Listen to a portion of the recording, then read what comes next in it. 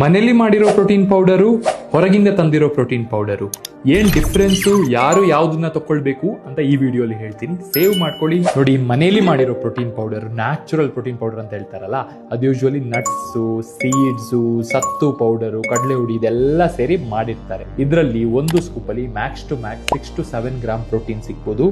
But ಆ protein ನ ತಗೊಳ್ಳಿಕ್ಕೆ ಅದ್ರ ಜೊತೆ ಕಾರ್ಬೋಹೈಡ್ರೇಟ್ಸ್ ಅಂಡ್ ಫ್ಯಾಟ್ಸ್ ಜಾಸ್ತಿ ಇರತ್ತೆ.